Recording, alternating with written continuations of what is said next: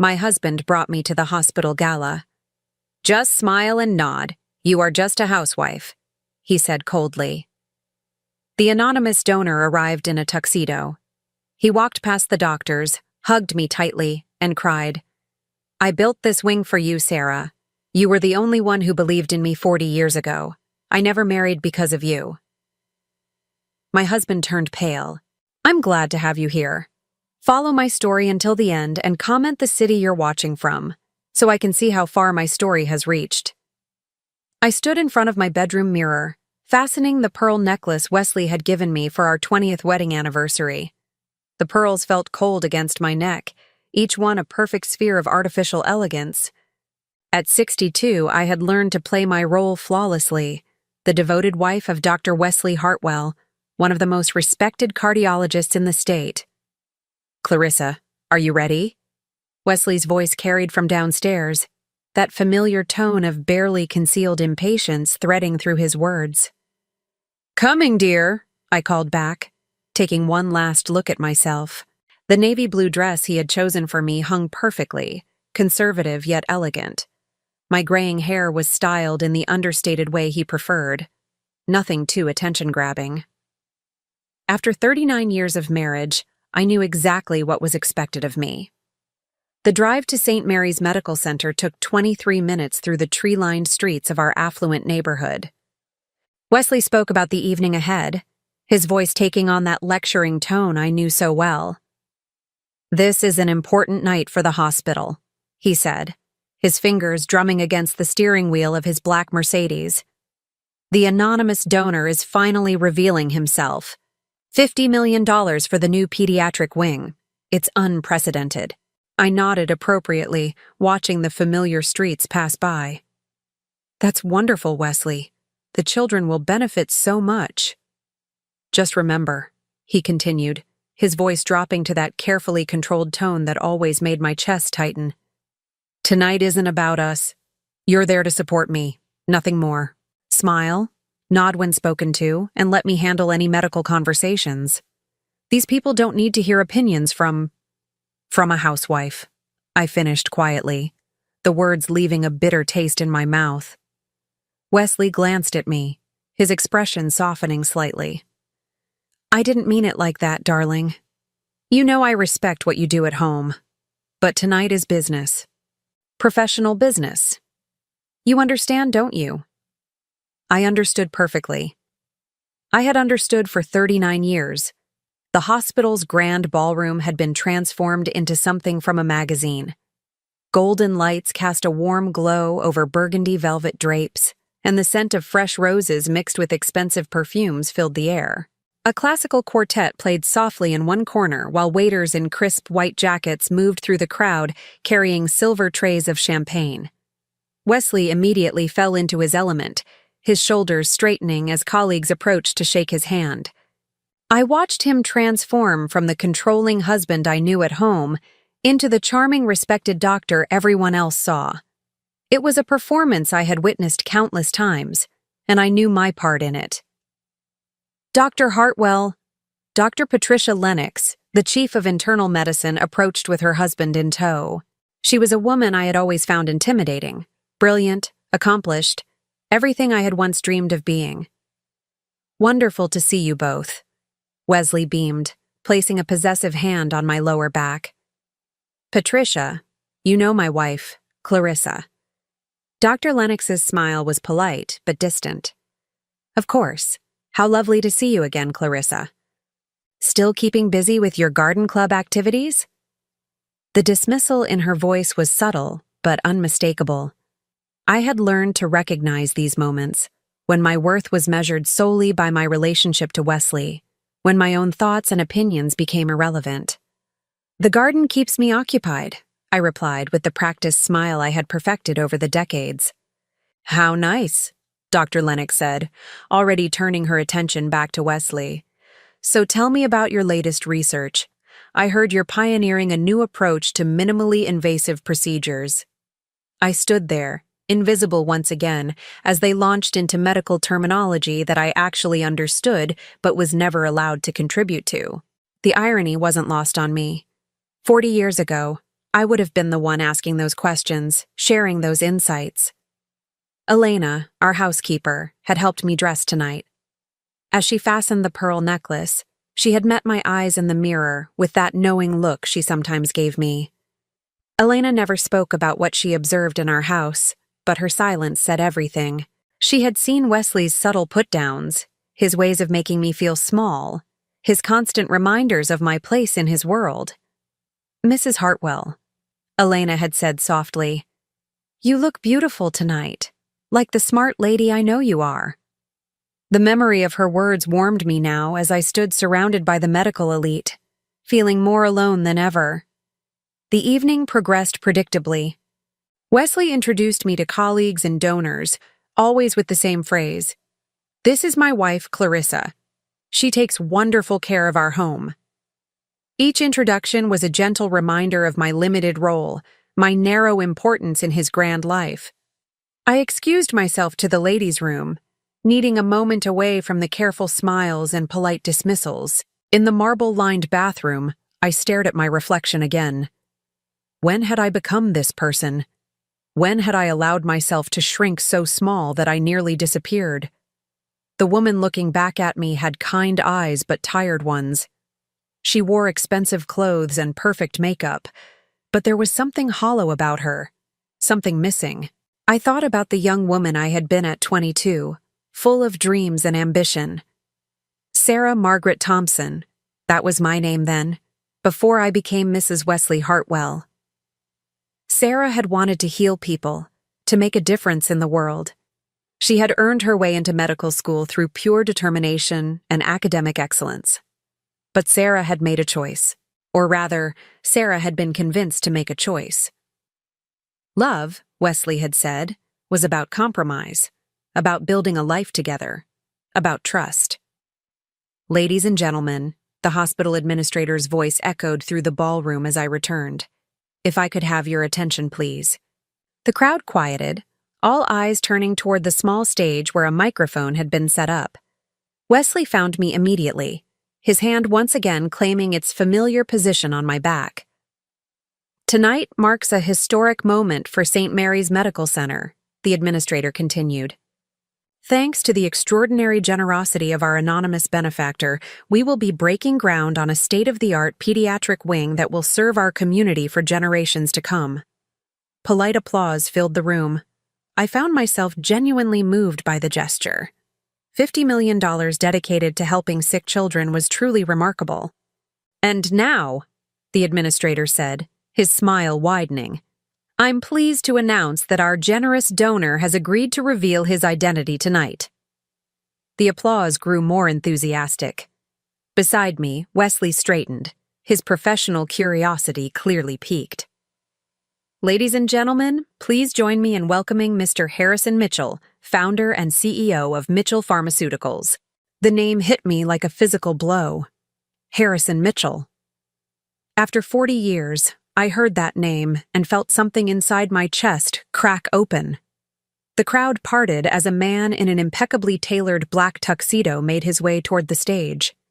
He was tall, distinguished, with silver hair and the kind of confident bearing that came from success earned rather than inherited. But it was his eyes that made my breath catch, those same intelligent, caring eyes I remembered from a lifetime ago.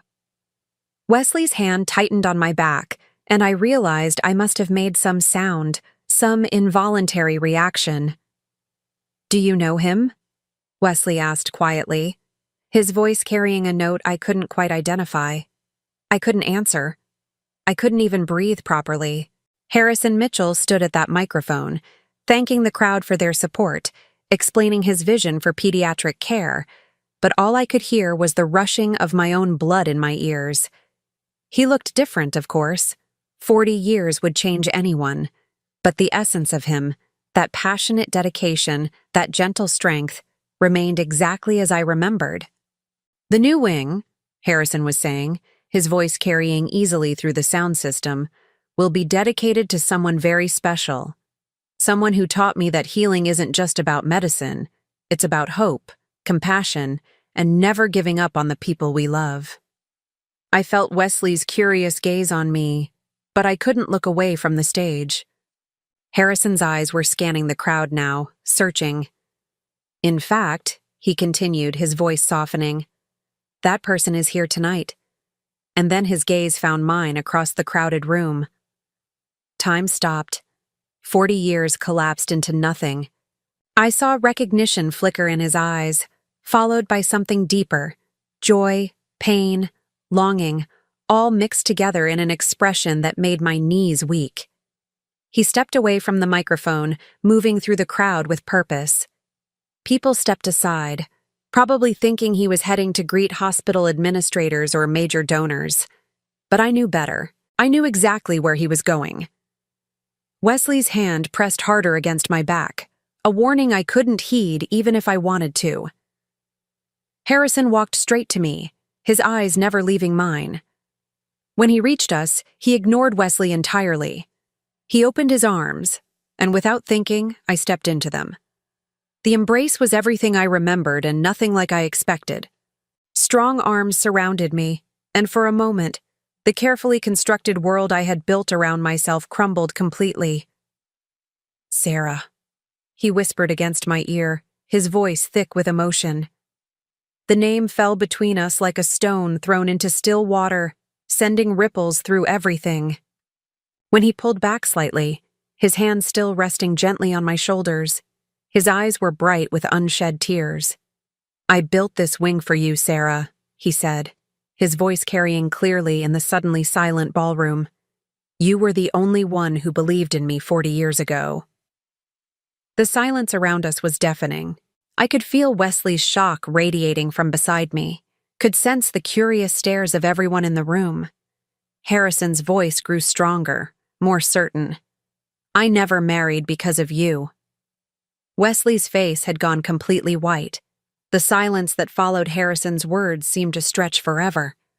I stood there, caught between two worlds, the safe, suffocating life I had built with Wesley, and the passionate dreams I had buried so deep I had almost convinced myself they never existed.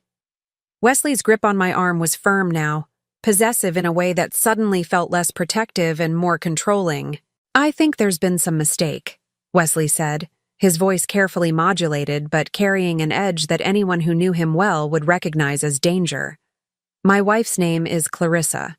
Harrison's eyes never left mine as he responded. "Her name was Sarah when I knew her. Dr. Sarah Thompson, one of the most brilliant medical students I ever had the privilege to study alongside." Dr. Sarah Thompson. The name hit me like a physical blow, bringing back memories I had spent decades trying to suppress. The late nights in the medical library, the rush of understanding complex diagnoses, the dreams of saving lives and making a difference. The woman I had been before I became Mrs. Wesley Hartwell. "Sarah doesn't exist anymore," I managed to whisper, my voice barely audible even to myself. Harrison's expression softened, and for a moment, I saw past the successful businessman to the young medical student I had once known. "She does. She's standing right in front of me." The crowd around us had begun to murmur, sensing drama but not understanding its source. I could feel the weight of their stares, their curiosity, their judgment. This wasn't how I had imagined this evening would go. This wasn't how any evening was supposed to go in my carefully ordered life. "Perhaps we should continue this conversation privately," Wesley interjected, his professional charm back in place, but his eyes cold as ice. "I'm sure Mr. Mitchell has many people he needs to greet tonight." But Harrison wasn't backing down. "Actually, I was hoping to speak with Sarah, with Clarissa, about the position I have in mind for the new wing, as the administrative director of pediatric services." The words hung in the air like a challenge. Administrative director, a real position, a chance to return to the medical world that had once been my passion, my calling. Wesley's laugh was sharp, dismissive. "I'm afraid my wife isn't qualified for that kind of responsibility. She's been out of the medical field for, well, decades." The condescension in his voice made something inside me burn. But Harrison's next words made that burn turn into a flame. "On the contrary," Harrison said calmly. I've followed Sarah's academic record. She graduated summa cum laude from Johns Hopkins undergraduate program. She completed 2 years of medical school before. His pause was deliberate, meaningful. Before other priorities took precedence. Other priorities. That was one way to describe it. Another way would be to say that Wesley had convinced me that love meant sacrifice, that a good wife supported her husband's career rather than pursuing her own. That trying to do both was selfish, unfair to the family we planned to build. Medical school was a long time ago, I said quietly, though part of me wanted to scream that I still remembered every anatomy lesson, every diagnostic procedure I had learned. Things change. People change. Do they? Harrison asked, his voice gentle but insistent. Or do we just convince ourselves they do to make peace with the choices we've made? The question cut too close to the bone. I could feel Wesley's tension beside me, could sense his growing anger at this public challenge to his authority, his version of our story. If you'll excuse us, Wesley said firmly, placing his hand on my elbow to guide me away. My wife and I should— Actually, Harrison interrupted, reaching into his jacket pocket. I was hoping to give you this. He handed me a small white card. Our fingers touched briefly as I took it, and the contact sent a jolt through me that I hadn't felt in 40 years. The card was simple. His name, a phone number, and handwritten on the back. The door is always open. H. Wesley tried to see what was written on the card, but I closed my fingers around it instinctively.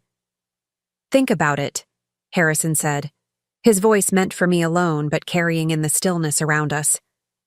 The children we could help, the lives we could save, the work that still needs to be done.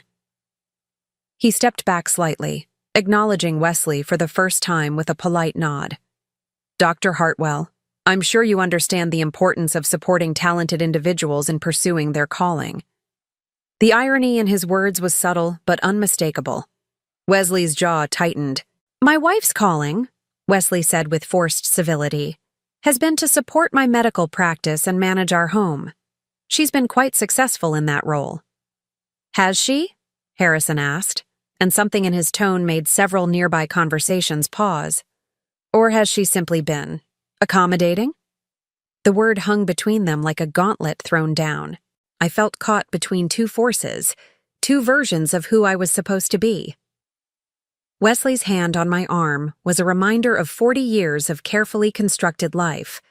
Harrison's presence was a door I had thought was permanently closed. I should get some air, I said suddenly, needing space to think, to breathe, to process what was happening. But as I started to move toward the ballroom's French doors that led to the terrace, Harrison's voice stopped me. Sarah, he said, and the name still felt like coming home. I meant what I said, about never marrying. I turned back to face him, aware that Wesley was watching every micro-expression on my face. After we lost touch, I threw myself into my studies, then my research, then building the company. I kept telling myself I was waiting for the right person. His smile was sad, self-deprecating. But the truth was, I was waiting for you to realize you deserved better than settling for less than your dreams. Wesley stepped forward then, his professional facade cracking. Now you listen here. No, Harrison said calmly. I think it's time someone listened to her. He turned to me again, his eyes intense but kind. What do you want, Sarah? Not what anyone else wants for you. What do you want? The question was simple and devastating. When was the last time anyone had asked me what I wanted? When was the last time I had even asked myself? I looked around the ballroom, at all these accomplished medical professionals, at the life I could have had. Then I looked at Wesley, whose face had gone red with barely contained fury at being challenged so publicly. I started, then stopped. The words felt foreign in my mouth. She wants to go home, Wesley answered for me, his tone brooking no argument. This has been quite enough excitement for one evening. but I didn't move. Something in Harrison's presence, in his unwavering belief that the woman I had been still existed somewhere inside me, made me hesitate. The position, I heard myself saying. What would it involve? Wesley's hand tightened on my arm, a warning, but for the first time in decades, I ignored it. Harrison's face lit up. Overseeing the integration of pediatric services between departments, working with families to coordinate care, developing programs that address not just medical needs but emotional support systems. His voice grew more passionate as he spoke. It's exactly the kind of holistic approach to medicine you used to talk about. Patient advocacy with real authority to make changes. Patient advocacy. The phrase unlocked a memory so vivid it took my breath away. I was 21, sitting in a lecture hall, taking notes on a professor's discussion of patient-centered care. I had raised my hand to ask about implementing support systems for families dealing with chronic pediatric illnesses. The professor had praised my question, said it showed the kind of thinking that would make me an excellent physician. Wesley had been in that same lecture hall that day. It was where we met, actually. He had approached me afterward, impressed by my question, charmed by my passion for helping children. At 35, he was already an established doctor, sophisticated and confident in ways that made 21-year-old me feel special, chosen. "You're wasting your time on pediatrics," he had said during one of our early dates. "Cardiology is where the real money is, the real prestige. Adults who can appreciate the complexity of what you're doing." But it had never been about money or prestige for me. It had been about the children. "I'd have to think about it," I said finally, my voice stronger than I expected. Wesley's grip on my arm became almost painful. "Clarissa, we need to discuss this privately." "Yes," Harrison said, understanding in his eyes. "Of course, but don't think too long. Sometimes opportunities have expiration dates." He nodded politely to Wesley, then turned to me one last time. "It was good to see you again, Sarah. Really good." As he walked away, disappearing back into the crowd of admirers and medical colleagues, I realized I was trembling. The business card felt like it was burning in my palm. Wesley guided me toward the exit with firm determination, nodding curtly to people who tried to engage us in conversation.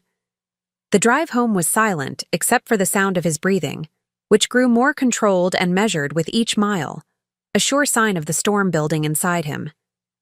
Our house on Magnolia Heights Drive looked exactly as it had when we left, perfectly manicured, impressively large, and somehow cold despite its warm lighting. Elena had left a single lamp on in the living room, a habit she had developed over the years to make our homecomings feel less stark. It wasn't until we were inside, the door closed and locked behind us, that Wesley finally spoke. "What the hell was that about?" I set my purse down carefully on the marble entryway table, buying myself time. "I'm not sure what you mean." "Don't." His voice was sharp now, all pretense of civility abandoned. "Don't insult my intelligence, Clarissa. You know exactly what I mean." I turned to face him, seeing clearly for the first time in years the man I had married. The charm was gone, replaced by something harder, more calculating. "Harrison Mitchell is someone I knew in medical school," I said carefully, "before we met. Harrison Mitchell, who just happens to be worth $800 million, and just happened to donate $50 million to the hospital where I work." Wesley's laugh was bitter. How convenient that he never mentioned this connection during all the preliminary meetings. Maybe because there's nothing to mention. Nothing to mention? Wesley stepped closer, his voice dropping to that carefully controlled tone that I had learned to recognize as dangerous. "He called you Sarah. He said he built a hospital wing for you. He offered you a job, and you stood there like what, Wesley? Like you were considering it." The accusation hung between us, because the truth was, I had been considering it. For just a moment, standing in that ballroom, I had allowed myself to imagine a different life. A life where my opinions mattered, where my intelligence was valued, where I was more than just someone's wife. It was a surprise, I said finally. I hadn't seen him in 40 years. But you knew he was successful. No, don't lie to me. Wesley's voice was getting louder now, his control slipping. You don't react the way you reacted tonight to someone you barely remember. You don't light up like that for a casual acquaintance. Light up? Had I lit up? I thought about Harrison's presence, the way it had felt to be seen, really seen, by someone who remembered who I used to be. I was surprised, I repeated. That's all? Wesley stared at me for a long moment, his eyes searching my face for something I couldn't identify. Then, abruptly, he turned and walked to the bar cart in the living room. 40 years, he said, pouring himself 3 fingers of scotch. 40 years I've given you everything. A beautiful home, financial security, social standing. I've protected you, provided for you. Never asked for anything more than loyalty. Loyalty. The word sat strangely in the air between us. And I've been loyal, I said quietly. Have you? He turned back to face me, glass in hand. Because tonight, standing there in front of half the medical community, it sure didn't look like loyalty. It looked like a woman who was ready to throw away everything we've built for the fantasy of what might have been. That's not... He offered you a job, Clarissa. A job you're not qualified for. A job you haven't worked toward. A job you couldn't possibly handle after spending 40 years as a housewife. Each word was precisely chosen to cut. Did you really think no one would notice how inappropriate that was? How it made me look? How it made him look. Not how it made me feel to be dismissed, belittled, reduced to my marital status in front of a room full of professionals. How it made him look. Maybe I could handle it, I said. The words surprising me as much as they seemed to surprise Wesley. He actually laughed. Handle it? Clarissa, you haven't worked outside this house in decades. You've never managed a budget larger than our household expenses. You've never supervised staff or handled administrative responsibilities. What makes you think you could walk into a major medical center and run a department? Each question felt like a small slap, designed to remind me of my limitations, my narrow world, my lack of qualifications for anything beyond the life he had chosen for me. But something inside me, something that had been sleeping for 40 years, stirred to life. I completed 2 years of medical school, I said quietly. I had a 4.0 grade average. I was offered research positions that I turned down to marry you. Wesley's expression hardened. Medical school was 40 years ago. The field has completely changed. You'd be lost in a week. Would I? Yes. And more importantly, you'd embarrass yourself. And me. He took a long sip of his scotch, watching me over the rim of the glass. Is that really what you want? To make a fool of yourself chasing some middle-aged fantasy because an old flame showed up with more money than sense? The card in my palm seemed to pulse with possibility, but Wesley's words were designed to make that possibility feel shameful, unrealistic, foolish. I wasn't chasing anything, I said. I was just listening. Well, stop listening, and throw away whatever he gave you. We stared at each other across our beautiful, cold living room. Outside, I could hear the wind rustling through the magnolia trees that gave our street its name. Inside, the grandfather clock marked the seconds with mechanical precision. I think I'll go to bed, I said finally. Wesley nodded, already turning back to his scotch. Good. And Clarissa? Tomorrow we're going to forget this entire evening happened. We're going to go back to our normal life and pretend that man never walked into that ballroom.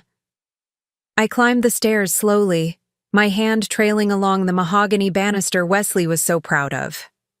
In our bedroom, I sat on the edge of the bed and finally opened my palm to look at Harrison's card again. The door is always open.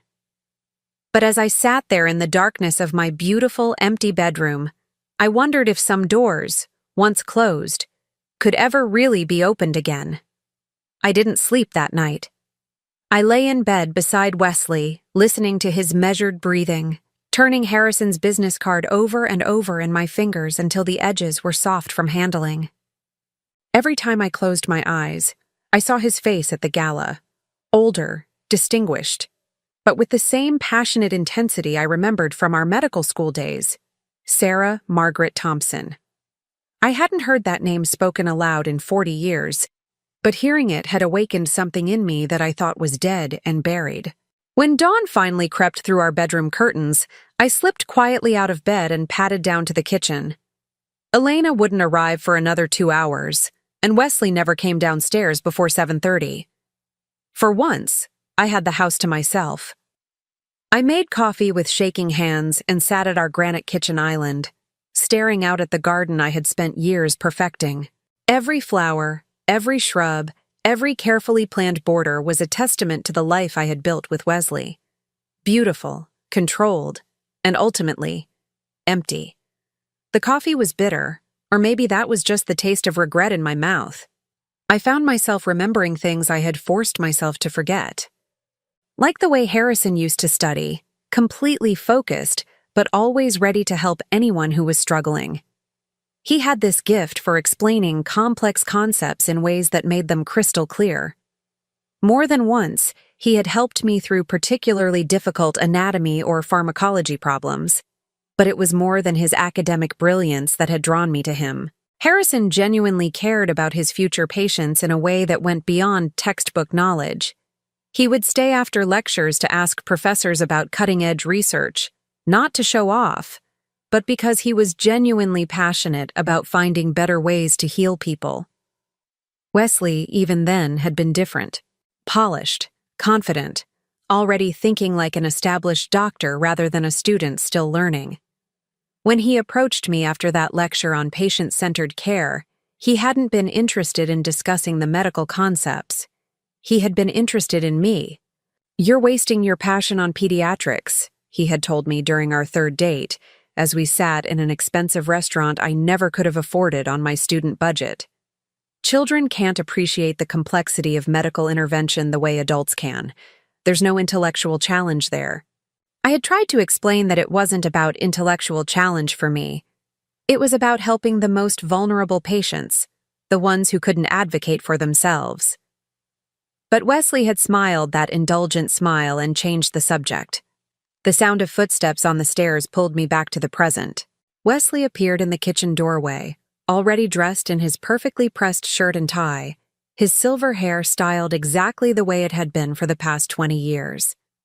"You're up early," he observed, moving toward the coffee maker. "Couldn't sleep." He poured his coffee with the same precise movements he brought to everything in his life. "I'm not surprised. Last night was challenging." Challenging. That was one word for it. Wesley sat across from me at the island, his expression carefully neutral. "I've been thinking about what happened at the gala, about your reaction to seeing that man." "Harrison," I said quietly. "His name is Harrison." Wesley's jaw tightened almost imperceptibly. "Yes, Harrison Mitchell. I did some research this morning." Of course he had. Wesley never left anything to chance, never entered any situation without gathering all available information. "He's quite successful," Wesley continued, his tone conversational but with an undercurrent I couldn't quite identify. "Built Mitchell Pharmaceuticals from nothing after completing his residency. Never married, no children. Devoted his entire life to his work." The way he said it made it sound like a character flaw, a life half-lived. "Obsessive personalities often struggle with personal relationships," Wesley added, taking a sip of his coffee. "Too focused on their own ambitions to really invest in other people." I said nothing, but something inside me bristled at his characterization of Harrison. The man I remembered had been anything but obsessive or selfish. He had been driven, yes, but always in service of something larger than himself. "I also made some calls about this supposed job offer," Wesley continued. My coffee cup stopped halfway to my lips. "What kind of calls?" "I spoke with Dr. Patterson, the hospital administrator. Apparently, Mr. Mitchell did mention wanting to hire someone to oversee the integration of pediatric services, but it was just a passing comment. Nothing official, nothing concrete. Certainly not the kind of position someone with your background could realistically handle. Each word was chosen carefully, designed to deflate any hope I might have harbored about Harrison's offer being real. My background, I repeated softly. Clarissa, I don't mean to be harsh, but we need to be realistic. You haven't worked in a professional environment in decades. You've never managed a staff, never dealt with hospital politics, never handled the kind of regulatory compliance issues that come with administering medical services. His voice was gentle now, the tone he used when he thought he was protecting me from harsh realities. It would be setting yourself up for failure. Maybe, I said, but something in me pushed back. Or maybe I'm more capable than you think. Wesley set his coffee cup down with a sharp clink. What's that supposed to mean? It means I'm not the same person I was at 23. I've spent 40 years managing our household, our finances, our social obligations. I've organized charity events, coordinated with contractors, handled complex scheduling. I'm not some helpless child, Wesley. The word surprised both of us. I hadn't intended to sound so defensive, so assertive. Wesley stared at me for a long moment. Of course you're capable. I never said you weren't. But there's a difference between managing a household and running a medical department. The liability alone would be enormous. One mistake could destroy both our reputations. Both our reputations. Not my reputation, not my risk, but ours. As if my potential failure would somehow reflect on him. What if I didn't fail? I asked quietly. Clarissa, what if I was good at it? What if I actually had something valuable to contribute? Wesley's expression hardened. Is this really what you want? To throw away 40 years of marriage to chase some fantasy job that probably doesn't even exist? I'm not throwing away anything. I'm just thinking. About what? About him? Wesley leaned forward, his voice dropping to that controlled tone that always made me nervous. Because if this is about rekindling some college romance... It's not about Harrison, I said, though I wasn't entirely sure that was true. It's about me, about who I am, who I might have been. You are my wife. You are the woman I've loved and provided for 40 years. Isn't that enough? The question hung between us like a challenge. Was it enough? Had it ever been enough? I need some air, I said, standing abruptly. I think I'll work in the garden for a while. Wesley nodded, but his expression remained troubled. Just promise me you'll think carefully before you do anything rash. We have a good life, Clarissa. Don't let one evening of nostalgia destroy what we've built. I walked outside into my carefully tended garden, breathing in the scent of jasmine and morning dew. This had always been my sanctuary, the one place in our house that was entirely mine. Wesley never showed any interest in gardening, so he had given me free rein to design and maintain it however I wanted. Sitting on the stone bench I had positioned beneath the old oak tree, I pulled Harrison's business card from my pocket and studied it again. The paper was expensive, simple, elegant, professional but not ostentatious. I found myself wondering what his life had been like for the past 40 years. Wesley made it sound like Harrison had lived some kind of sterile, lonely existence, too focused on work to build meaningful relationships. But what if that wasn't true? What if Harrison had simply chosen a different path, one that allowed him to pursue his passions without compromise? My phone buzzed in my pocket, a text message from an unknown number. Sarah, I hope you don't mind me reaching out directly. I got your number from the hospital directory. I wanted to apologize if I put you in an awkward position last night. That wasn't my intention. I just wanted you to know that the offer I made was completely serious. If you'd like to discuss it further, I'll be in town for the next few days. No pressure, just conversation between old friends. Harrison. I read the message 3 times, my heart racing. He had called me Sarah again, and he was serious about the job offer. I started to type a response, then stopped, then started again. Harrison, it was good to see you too. The offer is unexpected. I'm not sure what to think. I deleted that and tried again. I appreciate you reaching out. Last night was overwhelming. Delete. Thank you for the message. I would like to talk. My finger hovered over the send button for a full minute before I pressed it. His response came within seconds. Would you like to have coffee this afternoon? There's a small cafe called Rosemary's on Elm Street. Very quiet, very private. 2:00? I knew Rosemary's. It was a little independent coffee shop in the Arts District. The kind of place Wesley would never think to look for me. The kind of place where two old friends could have a conversation without becoming the subject of gossip. I'll be there, I typed before I could change my mind. After I sent the message, I sat in my garden for a long time, watching the sun climb higher in the sky. Part of me felt guilty, like I was betraying Wesley by agreeing to meet Harrison, but a larger part of me felt something I hadn't experienced in years: anticipation. For the first time in decades, I was about to do something entirely for myself. When I finally went back inside, Wesley had already left for the hospital. Elena was in the kitchen, humming softly as she prepared what looked like his favorite breakfast casserole for tomorrow morning. "Good morning, Mrs. Hartwell," she said with her usual warm smile. "You're looking thoughtful today." Elena had worked for us for 15 years. In that time, she had witnessed countless small interactions between Wesley and me, had seen the way he spoke to me, the way he made decisions about our life without consulting me. She never said anything directly, but sometimes I caught her watching me with an expression that seemed almost protective. "Elena," I said impulsively, "what do you think about people who make big changes later in life?" She paused in her food preparation, considering the question seriously. "I think life is too short to spend it being someone you're not," she said finally. My grandmother. She was 65 when she left my grandfather and moved to Mexico to open a restaurant. Everyone said she was crazy, too old, too late. But she lived 15 more happy years doing what she loved.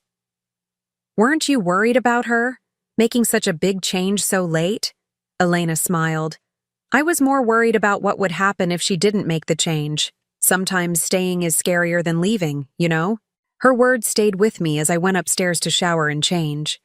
Standing in my walk-in closet, surrounded by the carefully chosen wardrobe Wesley preferred, understated, elegant, age-appropriate, I found myself reaching for something different. Instead of my usual conservative blouse and slacks, I chose a soft blue sweater that brought out my eyes and a pair of jeans I rarely wore. Nothing dramatic, nothing that would draw attention, but something that felt more like me. As I was getting dressed, my eyes fell on a box tucked away on the top shelf of the closet. I had to use the step stool to reach it, but when I opened it, I found exactly what I was looking for: my medical school textbooks. I had saved them when we moved into this house 40 years ago, telling Wesley I might want to reference them someday. He had rolled his eyes and said it was silly to keep outdated medical texts, but he had allowed me to store them in the attic. At some point over the years, I had moved them to my closet, though I couldn't remember exactly when or why. I pulled out my old anatomy text and flipped through pages I had once known by heart. My own handwriting filled the margins, notes, questions, insights I had recorded as a 20-year-old student, passionate about learning everything I could about the human body.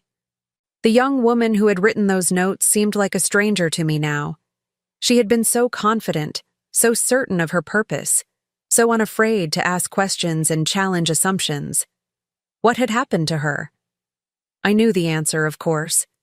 She had fallen in love with a charming, established doctor who had convinced her that love meant sacrifice. That a good wife supported her husband's career rather than pursuing her own. That trying to do both was selfish. But sitting there with my old textbook in my hands, I wondered if that young woman was really gone, or if she was just buried beneath 40 years of carefully learned helplessness. At 1:45, I stood in front of my bathroom mirror, applying lipstick with hands that trembled slightly. I looked different somehow. Not younger, exactly, but more present, more alive. As I was leaving the house, Elena called out from the kitchen. "Mrs. Hartwell, you look beautiful today, like yourself." Like myself. When was the last time anyone had said that to me? The drive to Rosemary's Cafe took 12 minutes through tree-lined streets I rarely traveled. This part of town was more bohemian than our neighborhood, with art galleries and independent shops, and people who looked like they had chosen their own paths rather than following predetermined scripts. I found a parking spot across from the cafe and sat in my car for a moment, gathering courage.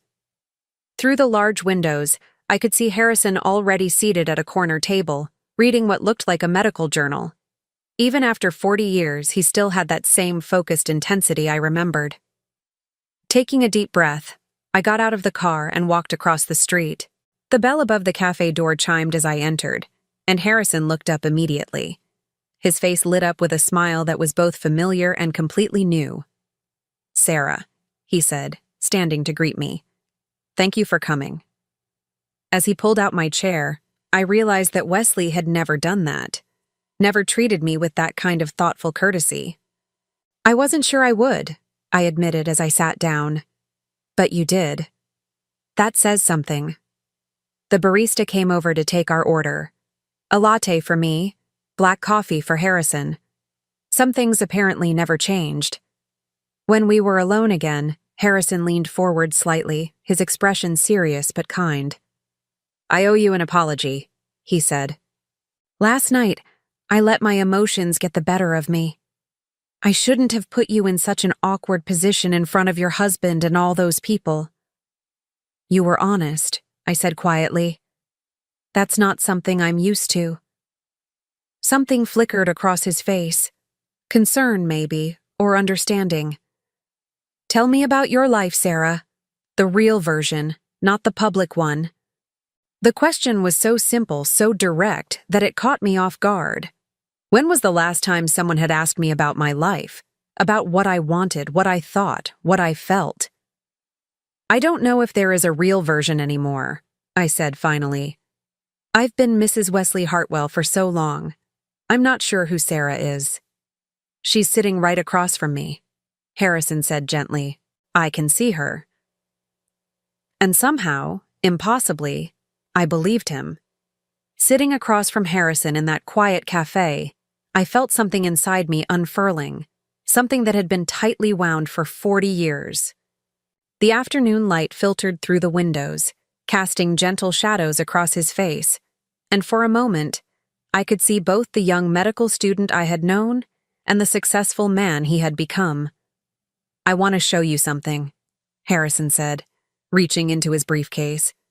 He pulled out a manila folder and placed it on the table between us. The architectural plans for the pediatric wing. I hesitated before opening the folder. Looking at these plans would make this real, would move it beyond the realm of impossible fantasy into something concrete and terrifying.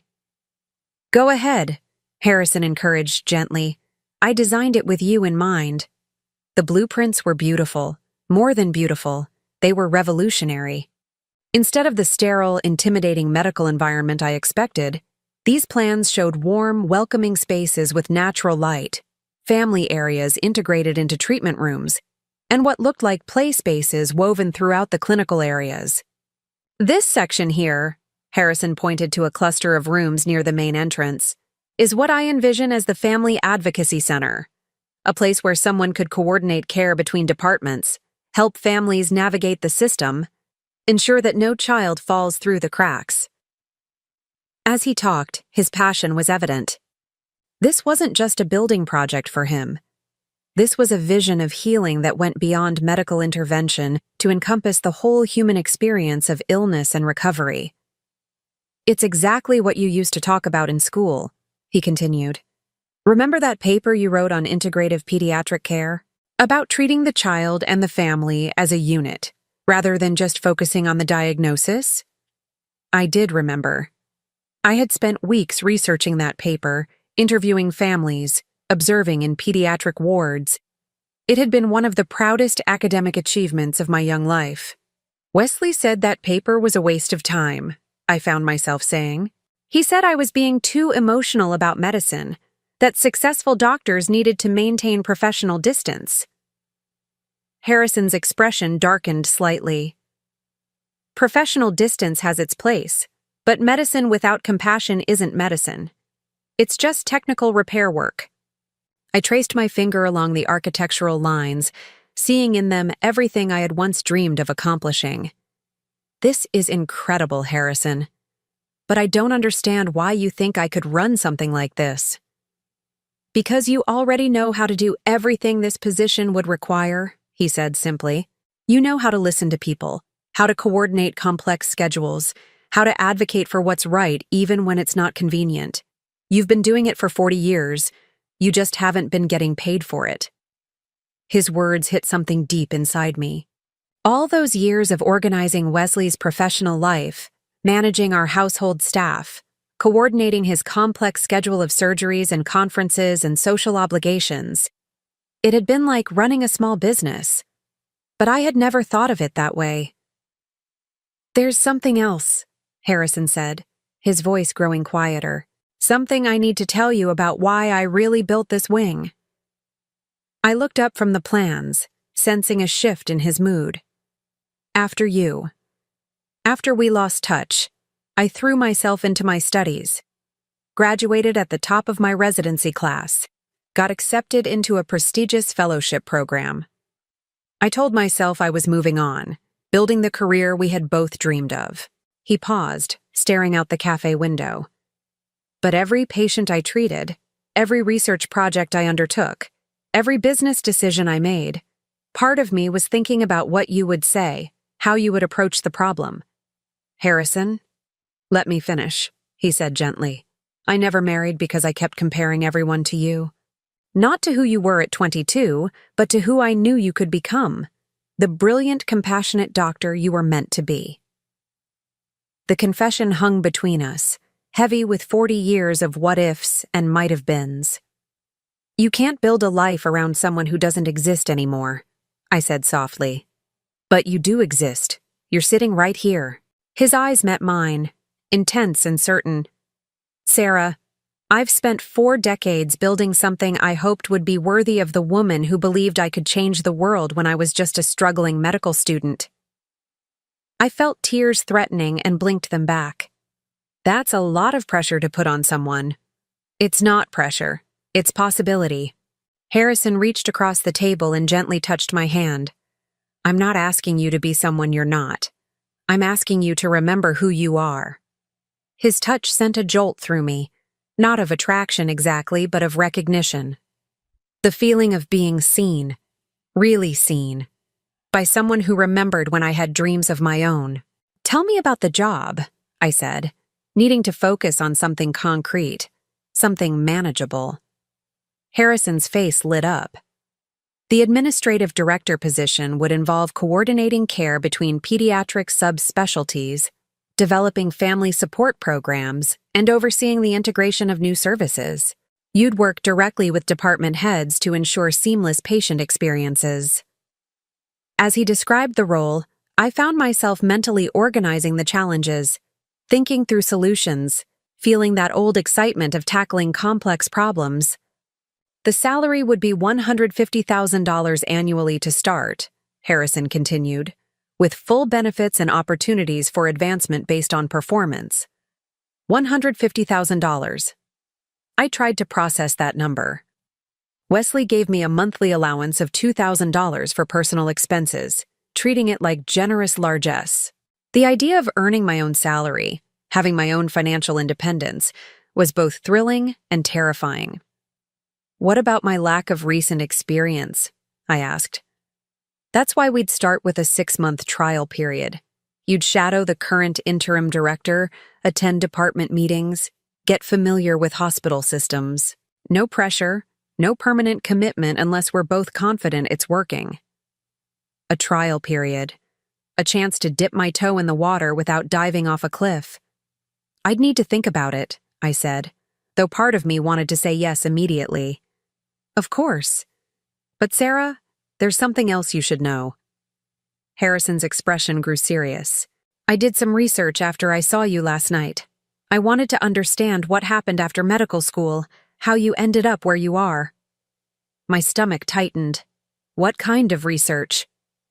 I still have contacts at Johns Hopkins. I asked about your academic record. His jaw tightened slightly. Did you know that you were accepted into the pediatric residency program at Children's Hospital? Full funding. Fast track to attending physician status. The words hit me like a physical blow. That's not. Wesley said I wasn't accepted anywhere. He said my grades weren't strong enough for competitive programs. Harrison's eyes filled with something like anger. Your grades were excellent. Top 5% of your class. The residency director specifically mentioned you as one of the most promising candidates they'd seen. The cafe seemed to spin around me. But I never got an acceptance letter. The letters were sent to your home address, the same address where you were living with Wesley after your engagement. Understanding crashed over me like a wave. Wesley had intercepted my acceptance letters. He had lied to me about my prospects, convinced me that my medical career was a dead end, also that I would choose marriage over my dreams. "Oh my God," I whispered. Harrison leaned forward, concern clear on his face. "I'm sorry. I debated whether to tell you. But I thought you deserved to know. He lied to me." The words came out flat, emotionless, because the full weight of the betrayal was too large to process all at once. For 40 years, he let me believe I wasn't good enough. "Sarah!" He stole my life. My voice was getting louder, and other cafe patrons were starting to glance in our direction. He deliberately sabotaged my career and then spent 4 decades making me feel grateful for the sacrifice. Harrison reached across the table and took my hand again, his touch steady and grounding. "I know this is devastating. I know it changes everything. But it also means something important. You were never the failure he convinced you that you were." I stared down at his hand covering mine, trying to absorb the magnitude of what I had just learned. All those years of Wesley's subtle put-downs, his reminders that I wasn't qualified for professional work, his insistence that he was protecting me from a world I couldn't handle, all of it built on a foundation of lies. "What do I do with this information?" I asked, my voice barely above a whisper. "That's up to you. But Sarah, you have options now. You have proof that you were never meant to be just someone's wife. You were meant to be a doctor, a healer, someone who makes a difference in the world." The weight of possibility was almost overwhelming. For 40 years, I had accepted Wesley's version of events, his explanation of why my dreams had to be sacrificed for our marriage.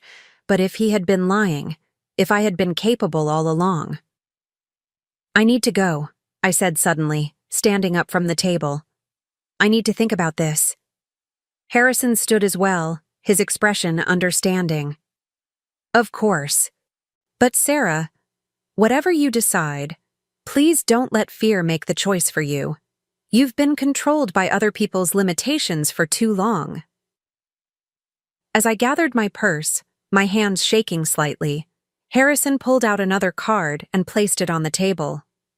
"This has my personal cell phone number," he said. "Call me if you want to talk, day or night.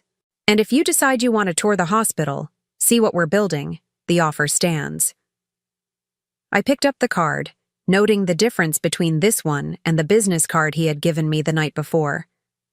This one was handwritten, more personal, more intimate. "Thank you," I managed to say. "For the coffee, for the honesty, for everything. Thank you for coming. For giving me a chance to explain?" He paused, then added softly, "It's been 40 years since I've felt this hopeful about anything." The drive home passed in a blur of emotions. Anger at Wesley's betrayal, grief for the life I might have had, fear about what I was supposed to do with this information. But underneath it all, something else was growing. A tiny flame of possibility that had been extinguished for so long I had forgotten it ever existed. When I pulled into our driveway, Wesley's car was already there. He never came home before 6 o'clock unless something was wrong. I found him in his study, seated behind his mahogany desk with papers spread in front of him. He looked up as I entered, his expression unreadable. "We need to talk," he said. "Yes," I agreed, though I wasn't sure I was ready for whatever this conversation would bring. "We do." Wesley gestured to the chair across from his desk, the same chair where I had sat for 40 years of discussions about household matters, social obligations, and the business of our life together. But this time, something was different. This time, I had information he didn't know I possessed. "I've been making some inquiries about your friend Mr. Mitchell," Wesley began, his tone carefully neutral, "about his business practices, his reputation in the medical community." "Harrison is highly respected," I said. "His company has developed some of the most important pediatric medications of the past 2 decades. Wesley raised an eyebrow at my use of Harrison's first name. "Yes, he's been successful. But success doesn't always indicate good judgment in personal matters." "What does that mean?" "It means that a man who builds a $50 million hospital wing for a woman he knew 40 years ago might not be making rational decisions." Wesley leaned forward, his expression becoming more intense. "Clarissa, I'm concerned that he's manipulating your emotions to serve his own agenda." "And what agenda would that be?" "Think about it. He's never married, never had a family of his own. He sees you now, a beautiful, accomplished woman, and suddenly all those old feelings come rushing back. The job offer, the grand gestures, the implication that your marriage somehow held you back. It's all designed to make you question the life we've built together." Wesley's words were smooth, logical, designed to make Harrison seem unstable and predatory rather than genuine. But after what I had learned this afternoon, his manipulation tactics were suddenly transparent. "What if he's not manipulating me?" I asked quietly. "What if he's telling the truth?" Wesley's expression hardened slightly. "The truth about what?" "About who I was. About what I was capable of." I paused, gathering courage. "About what really happened with my medical school applications." For just a moment, Wesley's careful composure slipped. Something flickered across his face. Surprise, maybe, or fear. "Your medical school applications were decades ago, Clarissa. Why would you bring that up now?" "Because I found out something interesting today." I leaned forward, watching his face carefully. "I found out that I was accepted into the pediatric residency program at Children's Hospital. Full funding. They called me one of their most promising candidates." Wesley went very still. "That's impossible. You weren't accepted anywhere." "The letters were sent to our home address, the same home where you collected the mail every day while I was finishing my final semester." The silence stretched between us, heavy with accusation and the weight of 40 years of lies. "Clarissa," Wesley said finally, his voice carefully controlled, "I think you're misremembering." "I'm not misremembering anything." My voice was steady now, certain. "You intercepted those letters. You lied to me about my prospects. You convinced me that my only option was to give up medicine and marry you." Wesley stood abruptly, moving to the window that overlooked our perfectly manicured backyard. "Even if that were true, and I'm not saying it is, it doesn't change the fact that you had a choice. You chose to marry me. You chose to build this life. I chose based on false information. Information you deliberately withheld from me." He turned back to face me, and for the first time in our 40 years of marriage, I saw him as he really was. Not the distinguished doctor, not the protective husband, but a man who had built his happiness on the ruins of someone else's dreams. "We have a good life, Clarissa," he said, but his voice lacked its usual conviction. "A beautiful home, financial security, social standing. Would you really throw all that away for some fantasy of what might have been?" "It's not a fantasy," I said, standing to face him. "It's who I was meant to be." Wesley stared at me for a long moment, and I could see him calculating, trying to find the right words to regain control of the situation. "Even if you could get this job, he said finally. Do you really think you could handle it? You haven't worked in a professional environment for 4 decades. You'd be starting over at 62, competing with people half your age who have been building their careers while you've been here. Each word was designed to undermine my confidence, to remind me of my limitations, to make me afraid of failing. But for the first time in 40 years, I didn't believe him.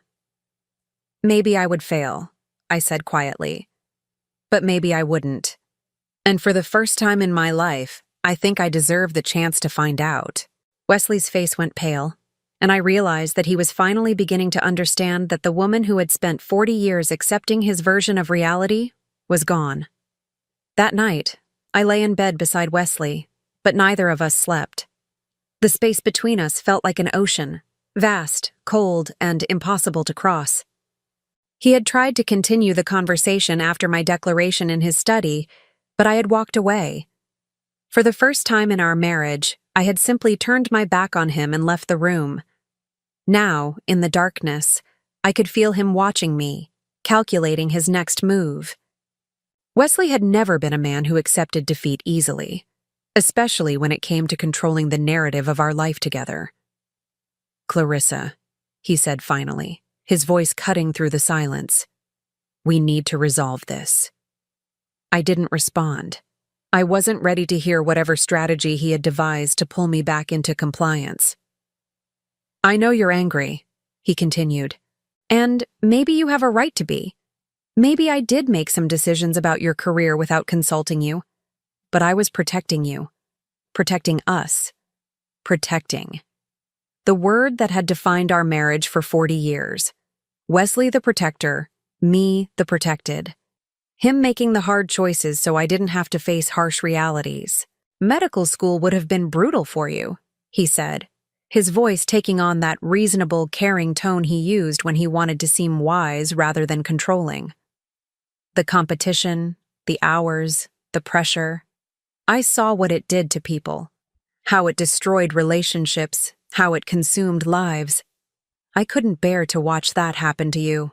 I turned over to face him in the darkness, seeing his profile outlined by the moonlight filtering through our bedroom curtains.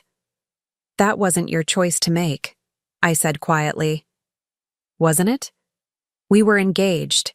We were planning a life together. Doesn't partnership mean making decisions that benefit both people, not just one? The argument was so perfectly crafted, so reasonable sounding, that for a moment I almost believed it. This was Wesley's gift.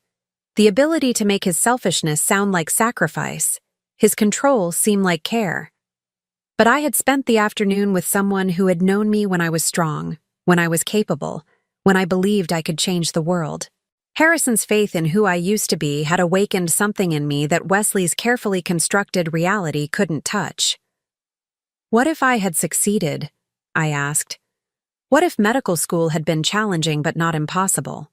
What if I had thrived? Wesley was quiet for a long moment. But you might not have. And failure would have devastated you. So you made sure I never had the chance to find out.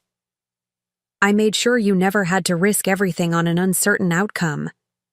His voice grew softer, more intimate. Clarissa, I loved you. I wanted to build a life with you. Medical school would have delayed that for years, maybe made it impossible. We would have been apart during your residency, struggling financially, never seeing each other. Is that really what you wanted? The question hung between us, and I realized he was still doing it, still trying to convince me that his version of events was the only reasonable one, that my dreams had been naive fantasies that would have led to disappointment. But I remembered the young woman who had written those careful notes in her medical textbooks, who had stayed up all night studying because she was passionate about learning how to heal people. That woman hadn't been naive. She had been focused, determined, capable of handling whatever challenges came her way. I'll never know what I wanted, I said finally, because you didn't give me the choice. Wesley sighed, the sound heavy with what seemed like genuine regret. Maybe you're right. Maybe I should have told you about the acceptance letters, let you decide for yourself. But Clarissa, that was 40 years ago. We can't change the past. We can only decide what to do with the future. Yes, I agreed. We can. Something in my tone must have warned him, because Wesley sat up slightly, trying to see my face in the darkness. What does that mean? I took a deep breath, knowing that what I was about to say would change everything between us irrevocably. It means I'm going to take the job Harrison offered me. The silence that followed was so complete I could hear the grandfather clock chiming midnight downstairs. You can't be serious, Wesley said finally. I'm completely serious. Wesley turned on the bedside lamp, flooding our bedroom with harsh light. His face was a mixture of disbelief and anger, his carefully maintained composure finally cracking. Clarissa, you're 62 years old. You haven't worked outside this house in 4 decades. You have no experience with hospital administration, no understanding of medical politics, no idea what you'd be walking into. Then I'll learn. You'll embarrass yourself, and me. His voice was getting louder now, losing the controlled tone he usually maintained. Do you have any idea what people will say? That my wife is having some kind of midlife crisis, chasing after an old lover, making a fool of herself trying to reclaim her lost youth? Let them talk. Wesley stared at me as if I had become someone he didn't recognize. This isn't you, Clarissa. This isn't who you are. No, I said, sitting up to face him directly. This is exactly who I am.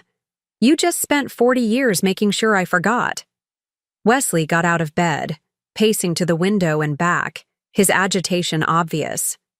This is about him, isn't it? About Harrison Mitchell. He's manipulating you, using your emotions to get what he wants. And what does he want, Wesley? What could he possibly gain from offering me a job? Revenge, Wesley said immediately. Revenge against me for marrying you, against you for choosing me over him. He wants to destroy our marriage as payback for losing you 40 years ago. The accusation was so absurd, so clearly a projection of Wesley's own manipulative tendencies onto Harrison, that I almost laughed. Or maybe, I said calmly, he just believes I'm capable of doing good work. Based on what? A conversation you had as college students? A few minutes at a hospital gala? Wesley's voice was becoming increasingly desperate. Clarissa, successful people don't make $50 million decisions based on nostalgia. There has to be an ulterior motive. Maybe his ulterior motive is wanting to work with someone who shares his vision for pediatric care. Maybe it's wanting to give talented people opportunities they deserve. Maybe not everything is a conspiracy. Wesley stopped pacing and stared at me. You really believe that, don't you? You actually think you can walk into one of the most prestigious medical centers in the country and succeed in a senior administrative position with no relevant experience? I don't know if I can succeed, I said honestly. But I know I want to try. And if you fail, if you crash and burn spectacularly, what then? Then I'll deal with the consequences, like an adult. The words hit their target. Wesley flinched, recognizing his own tendency to treat me like a child who couldn't handle difficult realities. What about us? He asked finally, his voice quieter now. What about our marriage? It was the question I had been dreading, the one I didn't have a good answer for. I don't know, I admitted. But I know I can't keep living the way we've been living. I can't keep pretending that being protected is the same thing as being loved. Wesley sat down heavily on the edge of the bed, suddenly looking older than his 67 years. I do love you, he said softly. Maybe I haven't always shown it the right way, but everything I've done has been because I love you. I know you believe that, I said gently. But love doesn't steal someone's choices from them. Love doesn't require one person to disappear so the other can shine. We sat in silence for a long time, the weight of 40 years of accumulated misunderstandings settling between us. So what happens now? Wesley asked finally. Now I call Harrison and tell him I accept his offer. I start the trial period and see if this is something I can actually do. And if I ask you not to? If I tell you this will destroy our marriage? I looked at him, really looked at him, seeing not the distinguished doctor or the controlling husband, but a man who was genuinely afraid of losing the life he had built. Then I would say that a marriage that can't survive one partner pursuing their dreams was never a real marriage to begin with. Wesley's face crumpled slightly, and for a moment, I felt sorry for him. He had gotten so comfortable with the power dynamic between us that he couldn't imagine a relationship where we were equals. "I need some air," I said, getting out of bed. "I'm going to sit in the garden for a while." Wesley didn't try to stop me. As I left the bedroom, I could hear him on the phone with someone, probably his brother or one of his medical colleagues, seeking advice on how to handle his suddenly rebellious wife. Outside, the October night was crisp and clear. I sat on my stone bench beneath the oak tree, looking up at stars that seemed brighter somehow than they had in years. In my pocket, Harrison's personal business card seemed to pulse with possibility. I pulled out my phone and stared at his number for a long time before finally typing a text message. "Harrison, I've made my decision. I would like to accept the position you offered. When can we start?" I hit send before I could change my mind. His response came within minutes, despite the late hour. "Sarah, I'm thrilled. Can you meet me at the hospital tomorrow morning at 9? I'll give you a tour of the new wing, introduce you to key staff members. This is going to be wonderful." I smiled, feeling something I hadn't experienced in decades, excitement about my future. "I'll be there," I typed back. As I was putting my phone away, the French doors to the house opened and Elena appeared, wearing a robe and slippers. "Mrs. Hartwell? I heard voices.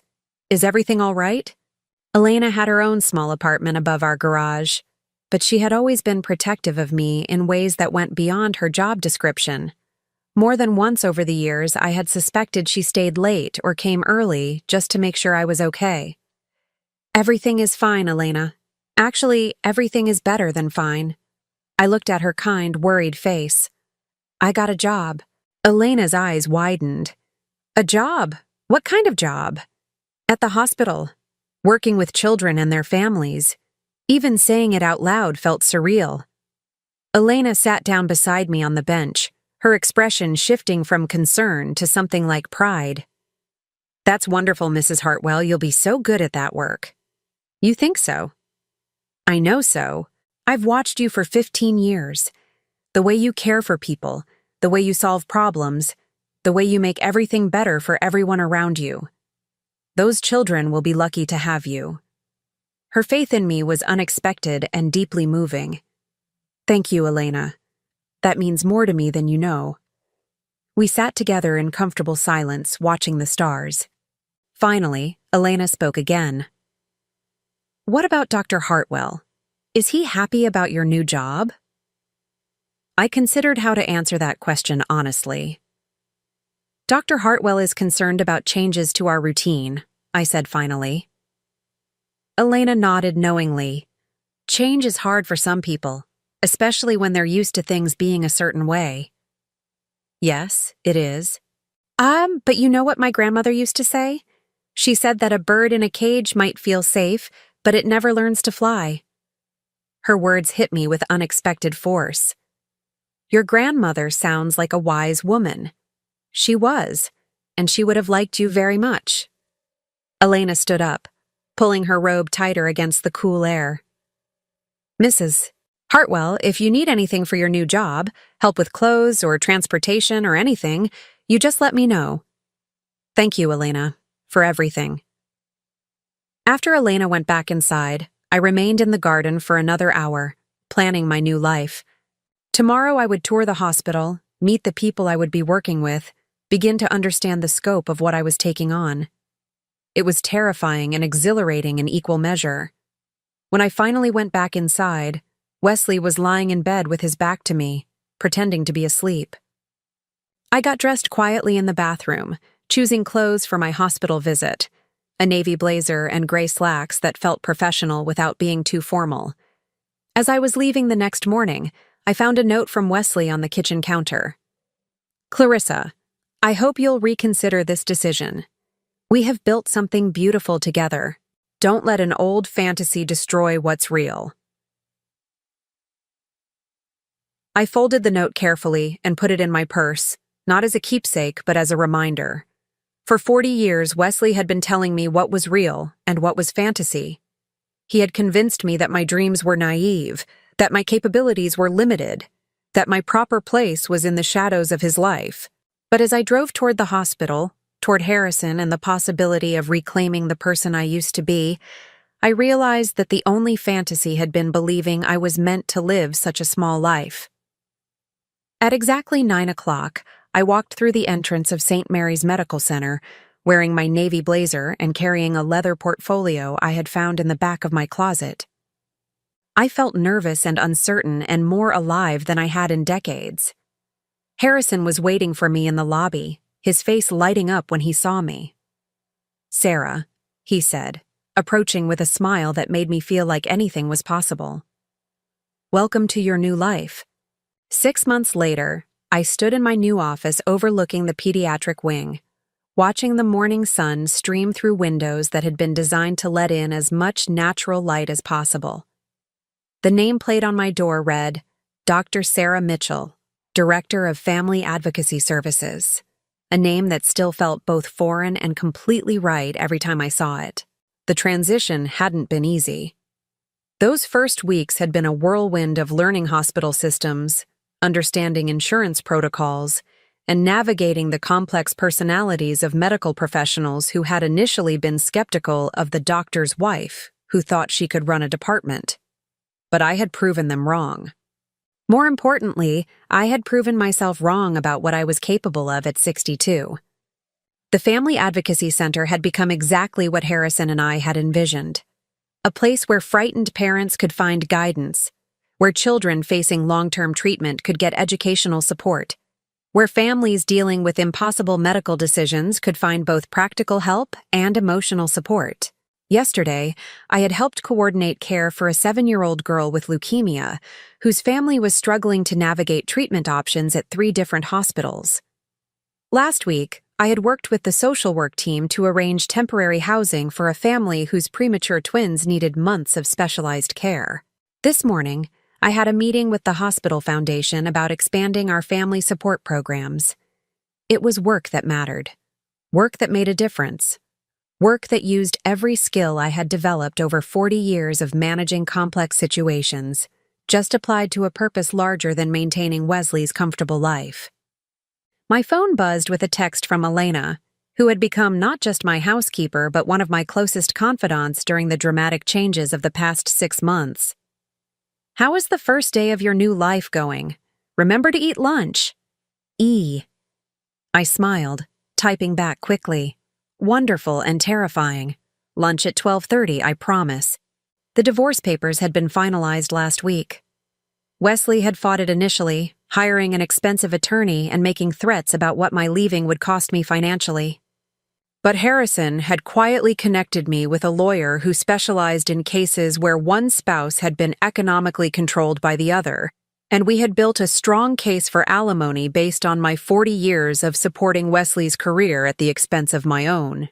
The settlement had been fair, enough to ensure my independence without destroying Wesley's finances. More importantly, it had given me the freedom to discover who I was when I wasn't performing the role of Mrs. Wesley Hartwell. The woman I had discovered was someone I liked very much. A soft knock on my office door interrupted my thoughts. "Come in," I called. Harrison appeared in the doorway, carrying 2 cups of coffee and wearing the kind of smile that had become familiar over these past months. Proud, affectionate, but careful not to assume more than I was ready to give.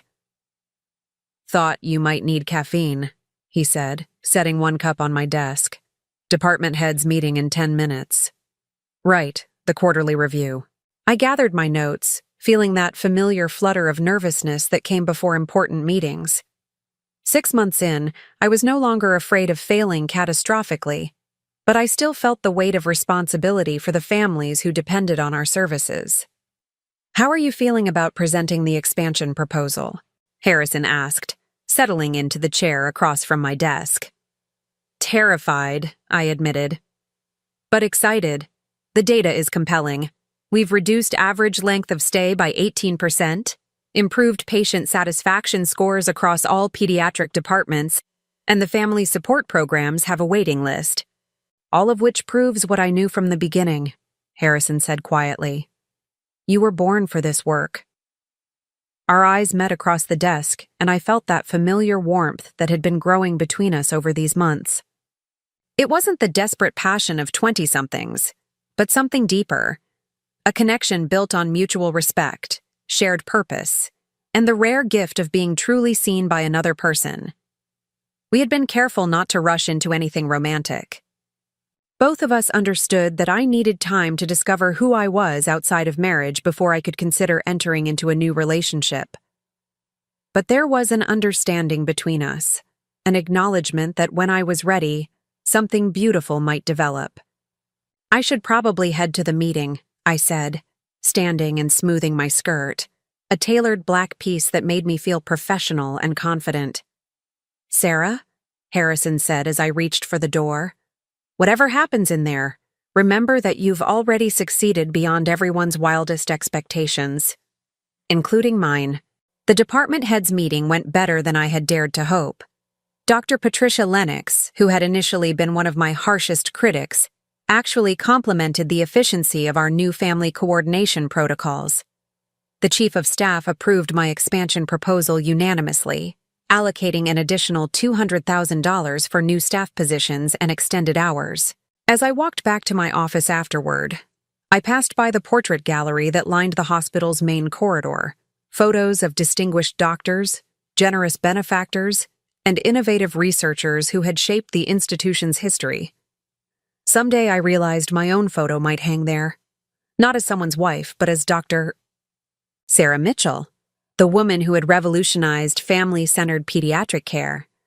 The thought should have seemed presumptuous, but instead it felt like a natural progression of the life I was building. My phone rang as I reached my office.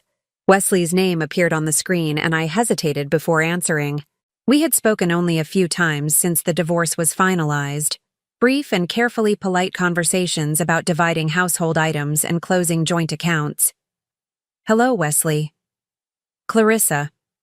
He still called me by the name he had chosen for me, unable or unwilling to accept my return to Sarah. I hope I'm not interrupting anything important. I have a few minutes. What can I do for you? A pause. I was calling to congratulate you, actually. I heard about your expansion proposal being approved. Patricia Lennox mentioned it at a medical society meeting. I was surprised by the genuine warmth in his voice. Thank you. That's unexpected. I know we haven't parted on the best terms, Wesley continued. And I know I made mistakes in our marriage. Big mistakes. But seeing what you've accomplished these past 6 months, I'm proud of you, Clarissa. Really proud. The admission caught me off guard. This was the closest Wesley had ever come to acknowledging that he had been wrong about my capabilities. I appreciate that, Wesley. I know this hasn't been easy for either of us. No, it hasn't. Another pause. For what it's worth, I think I finally understand why you had to leave. I spent 40 years trying to keep you safe from failure, but I never gave you the chance to succeed. The insight was more than I had expected from him, a level of self-awareness that suggested real growth. We both did the best we could with what we knew at the time, I said gently. I don't regret our marriage, Wesley, but I don't regret leaving it either. I hope you're happy. Really happy. I am. For the first time in a very long time, I am. After we hung up, I sat in my office for a long time, looking out at the children's garden that had been part of Harrison's original design. Families moved through the space, parents pushing strollers, siblings playing on specially designed equipment, teenagers sitting together on benches, all of them dealing with the stress of having a sick child, but finding moments of normalcy in this carefully created space. This was what I did now. I created spaces, both literal and metaphorical, where healing could happen not just for patients, but for entire families. A knock on my door brought me back to the present. "Come in." Harrison appeared again, but this time his expression was different, excited, almost nervous. "Do you have dinner plans tonight?" he asked. "Nothing special. Why?" "Because I have something I want to show you. Something I've been working on for a while." Curiosity piqued, I agreed to meet him at 7 o'clock at an address he wrote on a piece of paper. It was in the Arts District, not far from the cafe where we had that first conversation 6 months ago. That evening, I drove through the tree-lined streets of the Arts District, passing galleries and independent shops and restaurants filled with people who looked like they had chosen their own paths. When I reached the address Harrison had given me, I found myself in front of a beautifully restored Victorian house with a small brass plaque beside the front door. Harrison was waiting on the front porch, his expression mixing excitement with something that looked like vulnerability. "What is this place?" I asked, climbing the steps to meet him. "Read the plaque," he said softly. I looked down at the brass nameplate. "The Sarah Thompson Foundation for Medical Education, providing scholarships for students pursuing careers in pediatric medicine." I stared at the plaque, trying to process what I was seeing. "Harrison, what did you do?" "I established a foundation in your name. Your real name." His words came out in a rush, as if he had been rehearsing them. "It will provide full scholarships for students who want to specialize in pediatric medicine, but can't afford medical school. Especially students from underserved communities, first-generation college graduates, people who might otherwise never have the chance." I felt tears building in my eyes. "You used my maiden name. Because that's who you were when you inspired me to believe that medicine could change the world. Sarah Thompson, the brilliant student who believed that healing required both scientific excellence and deep compassion." He opened the front door, revealing a beautiful interior that had been converted into offices and meeting spaces. The walls were lined with photos of medical students, scholarship recipients, and young doctors who were already making a difference in pediatric care. "The foundation has already funded 12 full scholarships," Harrison continued, his voice growing stronger. "4 of those students have completed their residencies and are now practicing pediatric medicine in rural communities that desperately need them." I walked through the space in wonder, reading the stories of young people whose lives had been changed by educational opportunities they never could have afforded otherwise.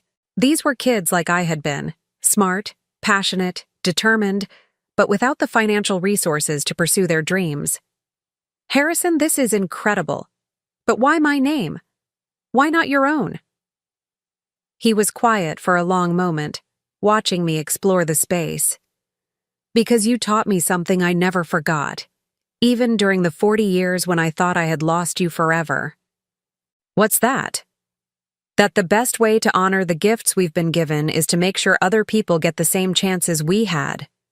His voice grew softer. "And because I wanted to create something that would last long after we're both gone. Something that would keep your spirit alive in the work that mattered most to you." I turned to face him, tears flowing freely now. "This is the most beautiful thing anyone has ever done for me." "Sarah," Harrison said, stepping closer, "I need to tell you something. Something I should have said months ago." My heart started beating faster, sensing that we were approaching a moment that would change everything between us. "What is it?" "I love you."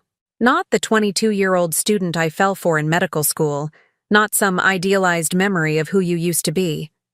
I love the woman you are now, strong, compassionate, brilliant, brave enough to rebuild her entire life at 62. His voice was steady, certain.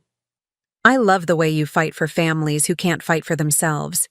I love how you've turned your own painful experience into wisdom that helps other people heal." The words hung between us, beautiful and terrifying, and exactly what I had been hoping to hear for months but hadn't dared to expect. "I love you too," I said, the admission feeling both surprising and inevitable. "I think I started falling for you again the moment you called me Sarah at that gala. You were the first person in 40 years who saw me as I really am, instead of who someone else wanted me to be. Harrison reached for my hands, holding them gently. So what happens now? I smiled, feeling lighter and more hopeful than I had since I was 22 years old. Now we find out what we can build together when both people get to be themselves. He kissed me then, soft and sweet and full of possibility. It was a kiss that tasted like second chances, like dreams deferred but not destroyed, like the promise of a future neither of us had dared to imagine. When we finally broke apart, I looked around the foundation office again, at the photos of young doctors, at the mission statement on the wall, at the physical manifestation of Harrison's faith in who I had always been meant to be. There's something I want to add to the foundation, I said. What's that? A mentorship program, pairing scholarship recipients with established doctors who can guide them through medical school and residency. People who can help them navigate the challenges and stay focused on why they wanted to become doctors in the first place. Harrison's face lit up. That's perfect. Do you have someone in mind to run the program? I smiled, feeling the last pieces of my new life clicking into place. Actually, I think I might know just the person. As we left the foundation that night, walking hand in hand down the tree-lined street, I realized that my story wasn't one of revenge or dramatic confrontation. It was something quieter but more powerful. The story of a woman who had spent 40 years believing she was meant to live a small life, only to discover that it's never too late to remember who you really are. Now I'm curious about you who listened to my story. What would you do if you were in my place? Have you ever been through something similar? Comment below, and meanwhile, I'm leaving on the final screen 2 other stories that are channel favorites, and they will definitely surprise you. Thank you for watching until here.